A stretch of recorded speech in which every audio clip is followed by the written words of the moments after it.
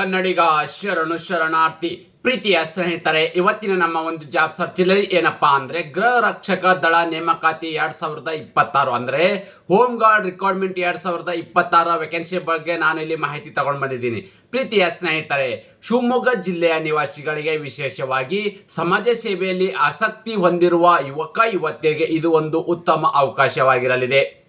ಶಿವಮೊಗ್ಗ ಜಿಲ್ಲಾ ಗೃಹ ರಕ್ಷಕ ದಳದಲ್ಲಿ ಖಾಲಿ ಇರುವ ಹುದ್ದೆಗಳ ಭರ್ತಿಗೆ ಅರ್ಜಿಗಳನ್ನು ಆಹ್ವಾನಿಸಲಾಗಿದೆ. ಸಂಪೂರ್ಣ ಮಾಹಿತಿ ಈ ವಿಡಿಯೋದಲ್ಲಿ ನಿಮಗೆ ಕೊಡ್ತಾ ಇದ್ದೀನಿ. ಈ ವಿಡಿಯೋನ ಕೊನೆ ತನಕ ನೋಡಿ. ಅದರ ಜೊತೆಗೆ ನೀವು ನಮ್ಮ ಚಾನಲ್ಗೆ ಮೊದಲ ಬಾರಿ ಭೇಟಿ ನೀಡಿದರೆ ಸಬ್ಸ್ಕ್ರೈಬ್ ಜೊತೆಗೆ ಬೆಲ್ ಐಕನ್ ಕ್ಲಿಕ್ ಮಾಡೋದನ್ನ ಮರಿಬೇಡಿ. ಯಾಕಪ್ಪ ಅಂದ್ರೆ ಕೇಂದ್ರ ಸರ್ಕಾರ ಮತ್ತು ರಾಜ್ಯ ಸರ್ಕಾರದ ಹೊಸ ಹೊಸ ಉದ್ಯೋಗ ಮಾಹಿತಿನ ಪ್ರತಿನಿತ್ಯ ಕೊಡಲಿಂದ ತಪ್ಪದೆ ನಿಮಗೆ ನೋಟಿಫಿಕೇಶನ್ ಬರಲಿದೆ.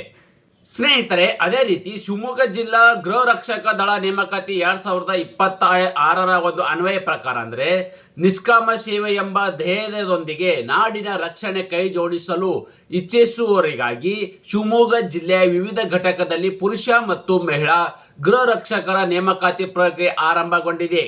ಅದೇ ರೀತಿ ಶಿವಮೊಗ್ಗ ಜಿಲ್ಲೆ ಗೃಹ ರಕ್ಷಕ ದಳ ನೇಮಕಾತಿ 2026 ಪ್ರಕಾರ ಯಾವೆಲ್ಲ ಒಂದು ಕ್ವಾಲಿಫಿಕೇಶನ್ ಆಗಿರಬೇಕಾಗುತ್ತೆ, ಯಾವ ಒಂದು ವಯೋಮಿತಿ ಒಳಗಡೆ ಇರ್ತಕ್ಕಂಥ ಅಭ್ಯರ್ಥಿಗಳು ಅರ್ಜಿಗೆ ಸಲ್ಲಿಸಬಹುದಾಗಿದೆ ಮತ್ತು ಅರ್ಜಿಗಳನ್ನು ಹೇಗೆ ಸಲ್ಲಿಸೋದು ಕುಲಂಕುಷವಾಗಿ ನಾನು ನಿಮಗೆ ಈ ವಿಡಿಯೋದಲ್ಲಿ ಮಾಹಿತಿ ಕೊಡ್ತೇನೆ, ಗಮನಿಸಿ. ಪ್ರೀತಿಯ ಸ್ನೇಹಿತರೆ, ಅರ್ಜಿಗಳನ್ನು ಹೇಗೆ ಸಲ್ಲಿಸಬೇಕು ಅಂತ ಹೇಳಿದ್ರೆ ತಾವುಗಳು ಗಮನಿಸಬಹುದಾಗಿದೆ. ಮೊದಲನೇದಾಗಿ ಒಂದು ಹಂತವಾಗಿ ನಾನು ನಿಮ್ಗೆ ಇಲ್ಲಿ ಮಾಹಿತಿ ಕೊಡ್ತಾ ಇದ್ದೀನಿ, ಗಮನಿಸಿ.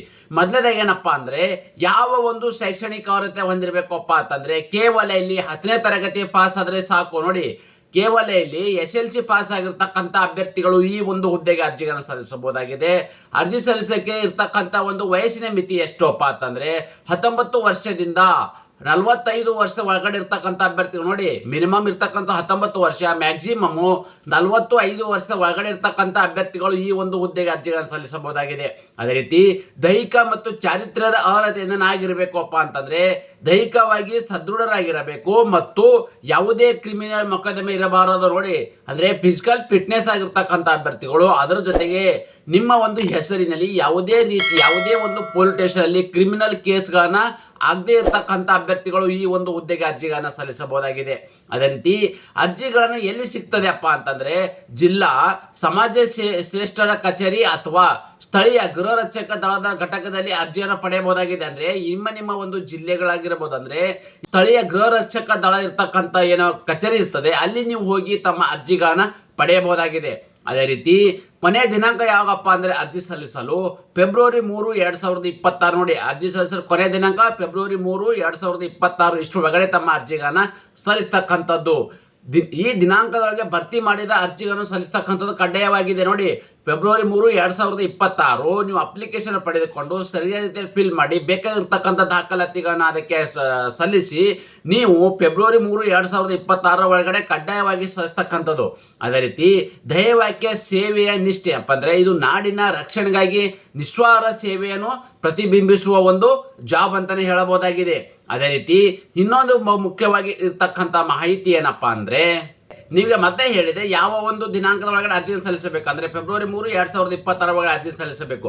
ಅದರ ಜೊತೆಗೆ ನೀವು ಇಲ್ಲಿ ತಾಲೂಕು ಮಟ್ಟದಲ್ಲಿ ಸಂಪರ್ಕ ಬೇಕಾಗಿರ್ತಕ್ಕಂಥ ಅಧಿಕಾರಿಗಳು, ಅಂದ್ರೆ ಯಾವ ಒಂದು ಅಧಿಕಾರಿಗಳನ್ನ ಸಂಪರ್ಕಿಸಬೇಕು ಎಂಬುದನ್ನ ಕುಲಂಕುಷವಾಗಿ ನಾನು ನಿಮ್ಗೆ ಇಲ್ಲಿ ಮಾಹಿತಿ ಕೊಡ್ತೇನೆ. ಅಂದ್ರೆ ಅವರ ಒಂದು ದೂರವಾಣಿ ಸಂಖ್ಯೆ ಮತ್ತು ಯಾರ ಒಂದು ಅಧಿಕಾರಿಗಳ ಹೆಸರು ಇದೆಲ್ಲವೂ ಕೂಡ ನನ್ನ ಟೆಲಿಗ್ರಾಮ್ಗೆ ಜಾಯಿನ್ ಆಗಿ ಅಲ್ಲಿ ಮಾಹಿತಿ ದೊರೆಯಲಿದೆ. ಯಾವುದಪ್ಪ ಅಂದ್ರೆ ಯಾವ ಒಂದು ಘಟಕ ಅಧಿಕಾರಿ ಹೆಸರು, ಅವ್ರು ಇರ್ತಕ್ಕಂಥ ಮೊಬೈಲ್ ಸಂಖ್ಯೆ, ಅಂದ್ರೆ ಶಿವಮೊಗ್ಗ, ಕುಶಿ, ಹಾರನಹಳ್ಳಿ, ಭದ್ರಾವತಿ ಮತ್ತು ಹೊಳೆಹೊನ್ನೂರು, ತೀರ್ಥಹಳ್ಳಿ, ಸಾಗರ್, ಜೋಗ, ಶಿಕಾರಿಪುರ ಮತ್ತು ಸಿರಕೊಪ್ಪ ಇರ್ತಕ್ಕಂಥದ್ದು. ಅದೇ ರೀತಿ ಹೊಸನಗರ, ರಿಪನ್ಪೇಟೆ ಮತ್ತು ಸೊರಬ ಈ ಒಂದೇನು ತಾಲೂಕು ಮಟ್ಟದಲ್ಲಿ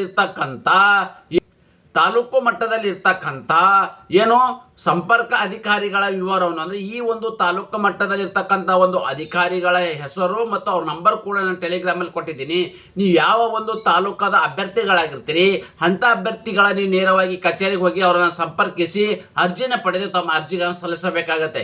ಇದೇ ರೀತಿ ನಾನು ಕೊಟ್ಟಿರ್ತಕ್ಕಂಥ ಉದ್ಯೋಗ ಮಾಹಿತಿ ನೀವು ಇಷ್ಟಪಡುತ್ತೀರಿ ಎಂದು ಭಾವಿಸುತ್ತೇನೆ. ಈ ಉದ್ಯೋಗ ಮಾಹಿತಿ ನಿಮಗೆ ಇಷ್ಟವಾದರೆ ನಮ್ಮ ಚಾನಲ್ಗೆ ಸಬ್ಸ್ಕ್ರೈಬ್ ಜೊತೆಗೆ ಬೆಲ್ ಐಕನ್ ಕ್ಲಿಕ್ ಮಾಡೋದನ್ನ ಮರೆಯಬೇಡಿ. ಅದರ ಜೊತೆಗೆ ನಾನು ಕೊಟ್ಟಿರ್ತಕ್ಕಂಥ ಮಾಹಿತಿ ನೀವು ಇಷ್ಟಪಡುತ್ತೀರಿ ಎಂದು ಭಾವಿಸುತ್ತೇನೆ. ಈ ಉದ್ಯೋಗ ಮಾಹಿತಿ ನಿಮಗೆ ಇಷ್ಟವಾದರೆ ನಿಮ್ಮ ಫ್ಯಾಮಿಲಿಗೂ ಫ್ರೆಂಡ್ಸ್ಗೂ ಶೇರ್ ಮಾಡೋದನ್ನು ಮರೆಯದಿರಿ. ಅದೇ ರೀತಿ ಇದರಲ್ಲಿ ನಿಮಗೆ ಯಾವುದಾದ್ರೂ ಸಂದೇಹ ಮತ್ತು ಡೌಟ್ ಇದ್ದಲ್ಲಿ ನಮ್ಮನ್ನು ಕಮೆಂಟ್ಸ್ ಮುಖಾಂತರ ನೀವು ಇನ್ನೂ ಕ್ಲಾರಿಟಿಯನ್ನು ಪಡೆದುಕೊಳ್ಳಬಹುದಾಗಿದೆ.